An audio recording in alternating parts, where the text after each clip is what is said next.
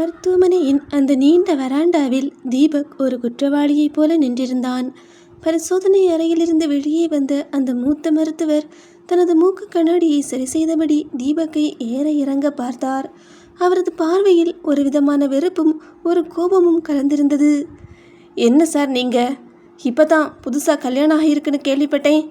அதுக்குள்ள அந்த பொண்ணை இந்த நிலைமைக்கு கொண்டு வந்துட்டீங்களே, என்ன தான் நடக்குது உங்கள் வீட்டுக்குள்ளே என்று மருத்துவர் எடுத்த எடுப்பிலேயே அதிகார குரலில் கேட்டார். தீபக் திக்கி திணறி, ஆமாம் டாக்டர், 2 நாளைக்கு முன்னாடி தான் கல்யாணம் ஆச்சு என்று மெல்லிய குரலில் சொன்னான். அதை கேட்டதும் மருத்துவருக்கு கோபம் இன்னும் அதிகமானது. என்ன சார், பார்த்தா நல்ல படித்தவர் மாதிரி இருக்கீங்க. ஒரு சின்ன பொண்ணுன்னு கூட பார்க்காம அந்த புள்ள இந்த அளவுக்கு இரத்த அழுத்தம் ஏறி பயந்து போய் அலறுற அளவுக்கு என்ன சார் பண்ணீங்க? அந்த பொண்ணு பயந்த பயத்தில் தான் இதயம் இவ்வளோ வேகமாக துடிச்சு மூளைக்கு செல்கிற இரத்த ஓட்டம் தடைபட்டு மயங்கி விழுந்திருக்காங்க. ஒரு பொண்ணை எப்படி நடத்தணும்னு உங்களுக்கு யாரும் சொல்லி கொடுக்கலையா என்று டாக்டர் வாய்க்கு வந்தபடி திட்டினார். தீபக் எவ்வளவோ சொல்ல முயன்றான். ஆனால் வார்த்தைகள் வெளிவரவில்லை. அவனது மனதிற்குள், டாக்டர், நான் அவளை பயமுறுத்தலை. அவள் சொன்ன உண்மையை கேட்டு நான் தான் பயந்து போய் நிற்கிறேன். என்ன பைத்தியம் பிடிக்க வச்சதே அவ தான். இது தெரியாமல் என்னை வந்து திட்டுறீங்களே என்று நினைத்து கொண்டான். ஆனால் ஒரு மனைவியை மருத்துவமனைக்கு அழைத்து வந்த கணவன் என்ற முறையில் வெளியே எதையும் பேச முடியாமல் ஒரு மௌன சாட்சியாக நின்றான்.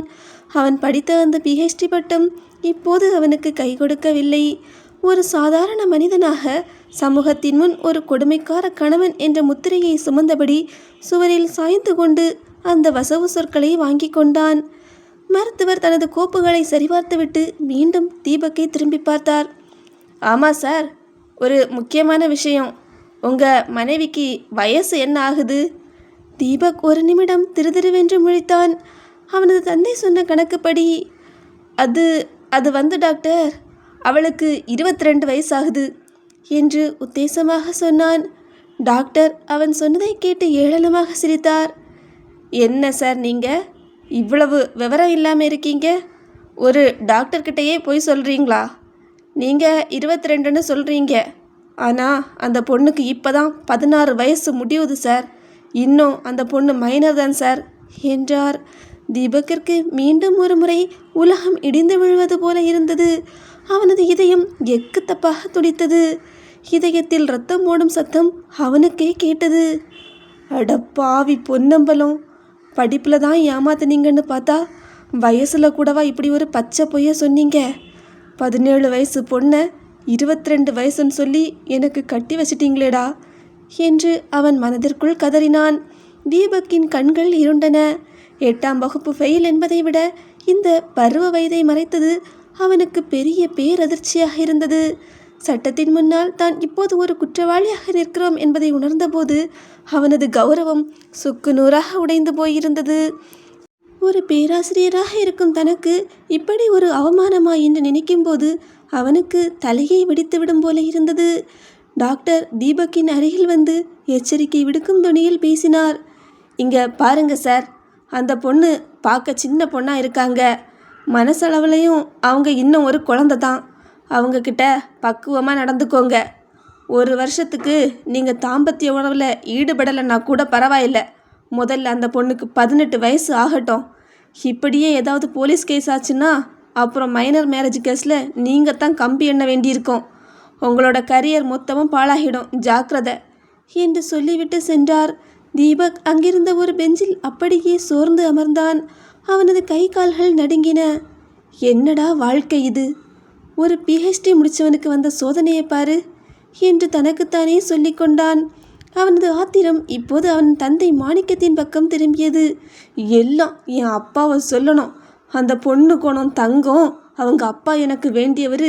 நீ எதுவும் விசாரிக்காத, தாலி கட்டுன்னு சொன்னாரே, ஒரு வார்த்தை என்ன கேட்க விடாம என் வாழ்க்கையை இப்படி பாழாக்கிட்டாரே என்று நினைத்து தன் தந்தை மீது கடும் கோபம் கொண்டான். ஒருபுறம் ஏமாற்றிய மாமனார், இன்னொரு புறம் எதையும் விசாரிக்காத தந்தை. நடுவில் சிக்கிக்கொண்ட தீபக்கிற்கு இதிலிருந்து எப்படி மீள்வது என்று எதுவுமே புரியவில்லை. தீபக் தன் முகத்தை 2 கைகளாலும் மூடிக்கொண்டான். அவனது கௌரவம், சமூக அந்தஸ்து, கல்வி தகுதி எல்லாமே அந்த ஒரு அறையில் கேள்விக்குறியாக நின்றன. 17 வயது சிறுமியை திருமணம் செய்து கொண்டவன் என்ற பழிச்சொல் அவன் காதுகளில் ஒலிப்பது போல அவனுக்கு தோன்றியது. மருத்துவமனையின் அந்த வெள்ளை நிற சுவர்கள் தீபக்கிற்கு ஒரு சிறைச்சாலையைப் போலவே காட்சியளித்தன. செவிலியர் அனுமதி கொடுத்ததும் அவன் கனத்த இதயத்துடன் கார்த்திகா அனுமதிக்கப்பட்டிருந்த தனி அறைக்குள் நுழைந்தான். அங்கே படுக்கையில் மிக மெலிதாக ஒரு சிறுமியைப் போல கார்த்திகா படுத்திருந்தாள். அவளது கைகளில் குளுக்கோஸ் ஏற்றப்பட்டு கொண்டிருந்தது. தீபக் உள்ளே நுழைந்து சத்தம் கேட்டதும் கார்த்திகா மெல்ல கண்களை திறந்தாள். அவனது உருவத்தை பார்த்த அடுத்த நொடியே அவளது உடலில் ஒரு நடுக்கம் பரவியது. பயத்தில் அவளது கண்கள் விரிவடைய அவள் படுக்கையோடு ஒடுங்கி போக முயன்றாள். ஏதோ ஒரு வேட்டைக்காரனிடம் சிக்கிய மானை போல அவளது பார்வை மிரட்சியுடன் அலைபாய்ந்தது. அவளது அந்த பயத்தை பார்த்தபோது தீபக்கிற்கு பதற்றம் தலைக்கு ஏறியது. இவள் மீண்டும் பயந்து ஏதாவது ஆகிவிட்டால் அந்த டாக்டர் அவனை சும்மா விட மாட்டார், கம்பி எண்ண வைத்து விடுவார் என்ற பயம் அவனது ஆத்திரத்தை விட பெரிதாக உருவெடுத்தது. அவன் அவசரமாக அவள் அருகே வந்து தன் கைகளை சமாதானப்படுத்துவது போல விரித்து காட்டினான். அம்மா தாயே, கார்த்திகா, தயவு செஞ்சு என்னை அப்படி பார்க்காத. நான் உன்னை ஒன்றும் சொல்ல மாட்டேன். என் மேலே சத்தியமாக நான் ஒன்றை அடிக்க மாட்டேன். நீ கொஞ்சம் ஃப்ரீயாக இருமா, ரிலாக்ஸாக இரு என்று அவன் ஒரு குழந்தையை சமாதானப்படுத்துவது போல புலம்பத் தொடங்கினான். அவனது குரலில் இருந்த அந்த பதற்றம் கார்த்திகாவை சற்று தயங்க வைத்தது. தீபக் ஒரு நாற்காலியை இழுத்து போட்டு அவள் அருகே அமர்ந்தான். இங்கே பாரு கார்த்திகா, நீ என்னையும் என்னோட குடும்பத்தையும் ஏமாத்தினது உண்மைதான். உன்னோட அந்த BA சர்டிஃபிகேட்டு பொய், உன் வயசு பொய், எல்லாமே எனக்கு தெரிஞ்சிடுச்சு. ஆனால் இப்போதைக்கு நான் எல்லாத்தையும் மறந்துட்டேன். நீ என்னை ஏமாத்தினாலும் சரி, உங்கள் அப்பா என்னை முட்டாளாக்குனாலும் சரி, நான் உன்னை மன்னிச்சிட்டேன், எல்லாத்தையும் மன்னிச்சிட்டேன். இங்கே பாரும்மா, நிஜமாவே மன்னிச்சிட்டேன். நீ பயப்படாமல் இருந்தாலே அதுவே எனக்கு போதும் என்று ஒரு வழியாக திக்கி திணறி பேசி முடித்தான். அவனது ஒவ்வொரு வார்த்தையிலும் அவனது கௌரவம் அடிபட்டு போயிருந்தது. ஒரு பேராசிரியராக இருந்த அவன் இன்று ஒரு 17 வயது சிறுமியிடம் கெஞ்சி கொண்டிருப்பதை நினைத்து அவனுக்குள் உள்ளுக்குள் அழுகையே வந்துவிட்டது. சிறிது நேரத்தில் ஒரு செவிலியர் ஒரு தட்டில் இட்லியும் சாம்பாரும் கொண்டு வந்து வைத்தார். சார், இவங்களுக்கு பசி இருக்கும், நீங்களே ஊட்டி விடுங்க என்று சொல்லிவிட்டு சென்றார். தீபக் அந்த தட்டை எடுத்தான். ஒரு இட்லியை மெல்லப்பிட்டு சாம்பாரில் தோய்த்து அவள் வாயருகே கொண்டு சென்றான். கார்த்திகா தயங்கியபடியே வாயை திறந்தாள். அவளுக்கு ஊட்டி விடும்போது தீபக் மனதிற்குள், எங்கடா போனது உன்னோட PhD கௌரவம்? ஒரு சின்ன பொண்ணுக்கு சாப்பாடு ஊட்டிக்கிட்டு அவளுக்கு பயம் வரக்கூடாதுன்னு இங்கே வேஷம் போட்டுட்டு இருக்கியேடா என்று நினைத்து கொண்டான். அடுத்த பெட்டு எனக்கு தான் இங்கே ரெடி பண்ணி வைக்கணும். அந்த அளவுக்கு இவளும் இவங்க அப்பாவும் சேர்ந்து என் நிம்மதியவே கெடுத்துட்டாங்க என்று நொந்து கொண்டே முணுமுணுத்தான். அவன் ஊட்டிய ஒவ்வொரு வாயையும் கார்த்திகா அமைதியாக மென்று விழுங்கினாள். அவளது கண்களில் இன்னும் அந்த பயத்தின் நிழல் மிச்சமிருந்தது. ஆனால் தீபக்கின் இந்த திடீர் மாற்றம் அவளுக்கு ஒரு பெரிய புதிராகவே இருந்தது. டிஸ்சார்ஜ் செய்வதற்கான வேலைகள் அனைத்தும் முடிந்தன. தீபக் பில்லை கட்டிவிட்டு திரும்பிய போது அந்த மூத்த மருத்துவர் அவனை தனியாக தனது அறைக்கு அழைத்தார். தீபக் உள்ளே சென்றதும் டாக்டர் கதவை சாத்திவிட்டு மிகவும் சீரியஸான முகத்துடன் அவனை பார்த்தார். சார், உங்ககிட்ட ஒரு முக்கியமான விஷயம் சொல்லணும். உங்கள் ஒய்ஃபுக்கு கடந்த 4 வருஷமாக வலிப்பு நோய் இருக்குது சார். இந்த வார்த்தையை கேட்டதும் தீபக்கிற்கு தலையில் இடி விழுந்தது போல் இருந்தது. என்னது, வலிப்பு நோயா? டாக்டர், என்ன சொல்கிறீங்க நீங்கள்? அவங்க அப்பா இப்படி ஒரு விஷயத்தை என்கிட்ட சொல்லவே இல்லையே என்று தீபக் கத்தினான். அவனது கண்கள் இருண்டன. ஆமாம் சார், இதனால தான் அந்த பொண்ணு சின்ன டென்ஷனை கூட தாங்க முடியாமல் உடனே மயங்கி விழுந்துடுறாங்க. இது ரொம்ப பெரிய ரிஸ்க்கு. நீங்கள் அவங்கள ரொம்ப மென்மையாக கையாளணும். அவங்களுக்கு ஒரு சின்ன அதிர்ச்சி கொடுத்தாலும் அது அவங்க உயிருக்கே ஆபத்தாக முடிஞ்சிடும். இனிமே நீங்கள் தான் அவங்கள நல்லா பார்த்துக்கணும், மாத்திரைகளை சரியாக கொடுக்கணும் என்று டாக்டர் அறிவுரை வழங்கினார். தீபக் அந்த அறையை விட்டு வெளியே வந்தபோது அவனது கால்கள் தள்ளாடின. 8ஆம் வகுப்பு பொண்ணு, 17 வயசு பொண்ணு, இப்போ வலிப்பு நோயும் சேர்ந்திருக்கா? அந்த பொன்னம்பலம் என்ன மொத்தமாக அழிச்சிட்டாரே என்று திணறினான். தன்னை இந்த அளவுக்கு முட்டாளாக மாற்றியிருக்கிறார்கள் என்று நினைத்தபோது அவனுக்கு ஆத்திரத்தில் பற்களை நரநரவென்று கடிக்க தோன்றியது. ஆனால் தன் கோபத்தை இப்போது காட்ட முடியாது. காட்டினால் கார்த்திகாவுக்கு மீண்டும் வலிப்பு வந்துவிடும்.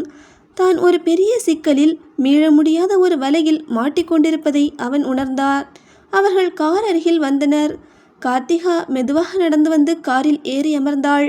கார் நகரத் தொடங்கிய சில நிமிடங்களில் கார்த்திகா மிக மெல்லிய குரலில் சார் என்று அழைத்தாள். அந்த சத்தம் கேட்டதும் தீபக்கிற்கு எரிச்சல் உச்சந்தலைக்கு ஏறியது. அம்மா தாயே, என்ன சாருன்னு கூப்பிடாதன்னு எத்தனை தடவை சொல்லியிருக்கேன். இங்கே பாரு, நான் உன் புருஷன். உங்கள் ஊர்ல எல்லாம் புருஷனை எப்படி மரியாதையாக கூப்பிடுவீங்களோ அப்படி ஏதாவது கூப்பிடு என்று கத்தினான்.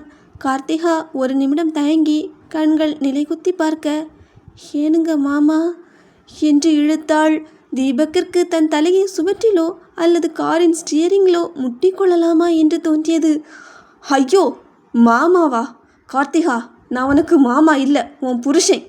அந்த மாமாங்கிற வார்த்தையை கேட்டாலே எனக்கு தலை சுத்துது. இனிமே என்னை என்னங்கன்னு மட்டும் கூப்பிடு, அதுவே போதும் என்று சொல்லி பெருமூச்சு விட்டான். கார் சென்னையின் சாலைகளில் வேகமாக ஓடிக்கொண்டிருந்தது. ஆனால் தீபக்கின் மனதோ ஒரு நீண்ட இருண்ட சுரங்கத்திற்குள் சிக்கிக்கொண்டது போல இருந்தது. படிப்பு, தகுதி, கௌரவம் என்று இவ்வளவு காலம் அவன் தேடிய அத்தனையும் ஒரு 8ஆம் வகுப்பு ஃபெயிலான நோய்வாய்ப்பட்ட ஒரு சிறுமியிடம் மண்டியிட்டு தோற்றுப்போனதை அவனால் தாங்கிக் கொள்ளவே முடியவில்லை. கடவுளே, இன்னும் எத்தனை இடி என் தலையில் விழதுக்கு காத்துக்கிட்டு இருக்கு என்று அவன் வானத்தை பார்த்து புலம்பியபடியே காரை செலுத்தினான்.